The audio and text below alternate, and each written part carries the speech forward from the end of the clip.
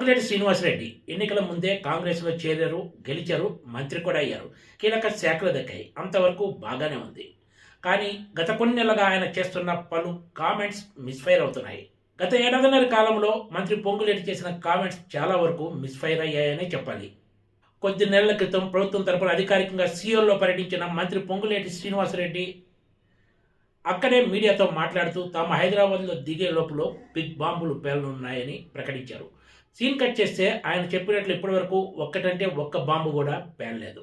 మరోవైపు తన శాఖకు సంబంధం లేకపోయినా ఆయన ఇతర మంత్రుల శాఖల్లో జోక్యం చేసుకుంటున్నారనే విమర్శలు కాంగ్రెస్ వర్గాల నుంచే వినిపిస్తున్నాయి.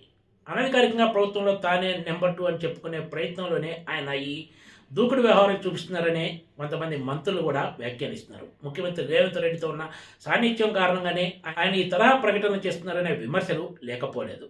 కాంగ్రెస్ పార్టీ అధికారంలోకి వచ్చిన తర్వాత ఎప్పుడు ఇలాంటి పరిస్థితి లేదని చెప్పొచ్చు. కానీ తాజాగా టీపీసీసీ ప్రెసిడెంట్ మహేష్ కుమార్ గౌడ్ మంత్రి పొంగులేటి శ్రీనివాసరెడ్డికి ఒక వార్నింగ్ ఇచ్చారనే చెప్పొచ్చు.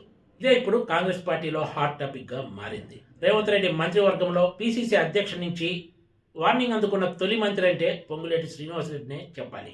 ఇది మంత్రి కొని తెచ్చుకున్న సమస్య తప్ప మరొకటి కాదనే అభిప్రాయం కాంగ్రెస్ నేతల్లో కూడా ఉంది. ఎప్పటిలాగానే మంత్రి శ్రీనివాసరెడ్డి ఇటీవల స్థానిక సంస్థల ఎన్నికలపై ప్రకటన చేశారు. ఈ ఎన్నికల బాధ్యత వాస్తవానికి పంచాయతీరాజ్ శాఖది. ఈ శాఖతో మంత్రి పొంగులేటి శ్రీనివాసరెడ్డికి ఎలాంటి సంబంధం లేదు. ఈ శాఖను చూస్తున్నది మరో మంత్రి సీతక్క. పొంగులేటి శ్రీనివాసరెడ్డి గతంలో కూడా స్థానిక సంస్థల ఎన్నికలపై ప్రకటనలు చేశారు. అవి ఏవి కూడా వాస్తవ రూపం దాల్చలేదు. ఇటీవల కూడా మరోసారి ఆయన ఇదే అంశంపై మీడియాతో మాట్లాడారు. వీటిపైన ఇప్పుడు PCC president Mahesh Kumar Goud serious comments చేశారు. కేబినెట్లో తీసుకోవాల్సిన నిర్ణయాలపై ఒక మంత్రి స్వయంగా ఇండిపెండెంట్గా ఎలా ప్రకటన చేస్తారని ప్రశ్నించారు. రిజర్వేషన్ల అంశంతో ముడిపడి ఉన్న ఎన్నికలపై మంత్రి పొంగులేటి శ్రీనివాసరెడ్డి ఇలా బహిరంగ ప్రకటనలు చేయడం ఏమాత్రం సరికాదన్నారు. ఒకరి మంత్రిత్వ శాఖపై మరొకరు మాట్లాడటం ఏంటంటూ ఆయన ఆగ్రహం వ్యక్తం చేశారు. అధిష్టానంతో సంప్రదించకుండా ఇలాంటి ప్రకటనలు చేయవద్దని ఆయన సూచించారు. తెలంగాణ ప్రభుత్వం స్థానిక సంస్థల ఎన్నికలకు సిద్ధమైందని, త్వరలోనే ఎన్నికల షెడ్యూల్ కూడా వస్తుందంటూ ఆయన ఇటీవల మీడియాతో మాట్లాడుతూ చెప్పారు. నెలాఖరులోపు స్థానిక సంస్థల నోటిఫికేషన్ వచ్చే అవకాశం ఉందన్నారు.